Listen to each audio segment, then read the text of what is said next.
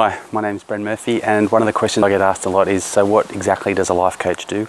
And today I'm going to answer that question.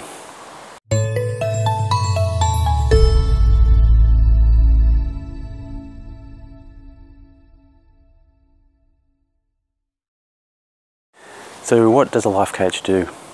Well, if I had to answer it as succinctly as possible, I'd say that a life coach offers you an opportunity to see your life not as a single tree, but as a whole forest of opportunities and options. Okay, so you're not just on one linear path from A to B to C.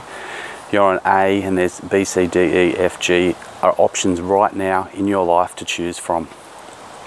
And the only things that are stopping you from making the right decision, or even knowing that that decision is a choice and it's out there for you, is lack of awareness, as in you are not aware that you have that opportunity to make that choice.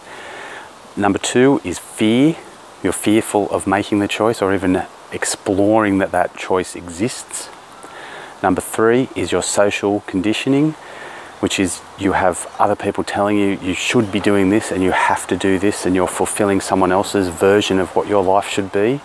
Another reason is that you feel stuck or overwhelmed or set on this path, and though any deviation would be a failure, and failure is just something you cannot fathom or will not go anywhere near. So there are some major sort of angles of life coaching that when we have a conversation, some of the questions will provoke you to reconsider what motivates you or what makes you cling so strongly to what you're doing now, or why you're so closed or not available or not seeing other options as possibilities and potentials. So what's the answer to that? Well, one of the suggestions I make is that you take a break, you step back and you rest. Doesn't mean you sort of withdraw from the human race, or you quit your job, or you sell your house and go and live on a farm, or you go and live under a bridge somewhere. It means you rest. You make a commitment to rest as a starting point. So what does rest mean? Well, rest is not staying up late at night. Rest is going to bed early. Rest is turning the lights out around the house so the house is in darkness after about 8 o'clock. So everyone is in a restful vibe is happening, and it's easier to rest.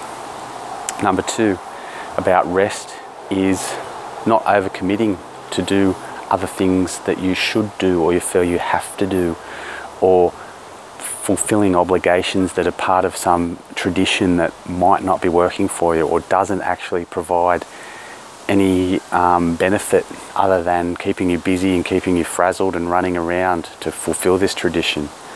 Now, that can be a lot of different things to a lot of different people, but an example that comes to mind is having to have elaborate family celebrations for things, religious occasions. Like, they can almost come up every 6 weeks. There can be some different version of a different religious occasion that arises. Anyway, maybe not if we don't just strictly stick to religious ideas, but there can be obligations like you set yourself up as a helpful, kind person, so you get entangled in some charity giving situation where you feel obliged to turn up and volunteer a bit too regularly. So anyway, it's more the idea that you have to stop and reconsider your obligations and pull back a bit and start to say no, and instead devote that time to rest. And by getting more sleep and you'll gain more clarity, and you'll be less of an urgency and a grasping need to be chasing all the time. And from that, you'll gain an opportunity to take a breath and have a look at what options are out there, and more self-awareness. So it's a big part of one of the first things from life coaching is the idea of resting and taking a break and stopping and not piling on. Like, people might think, oh, I'm not going to do life coaching because I'll just get piled on with goal setting or some change to my routine, or I'll have to start losing weight, I'll have to start going to the gym. no, that's not what I'd start with. Most people, I'd start with rest. So I'd actually suggest the opposite of all that, and that's from my training and education, is that most people right now are operating on a lot of the successful people I'm working with are operating on like 110% capacity. So they're not able to fully give of themselves to the projects they're committed to anyway.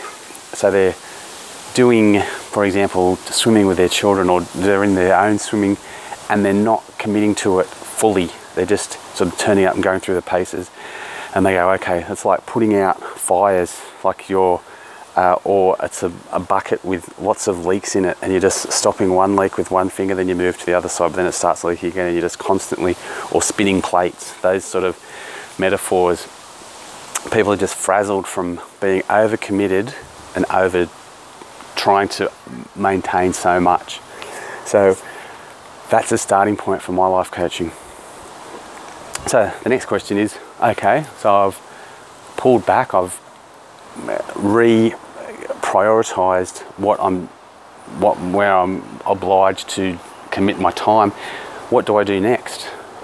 That's a great question, and I'm going to answer that in my next video. But for now, I want you just to consider what parts of your life could you reprioritize and reschedule, or maybe even pull back, and instead not commit it to sort of a mindless watching TV or checking Facebook or some other activity, or walking around a shopping centre, but instead to come home or to a place of calm, safety, and just rest. It might be just for 45 minutes on a Thursday afternoon between 6 and 7 p.m, just to rest for 45 minutes. Just to make that time for yourself to regroup, regather, and find a place of calm, to get some clarity and some perspective, and just to let yourself process. Okay, my name's Bren Murphy at thepersonalcoach.com.au. I'll talk to you soon.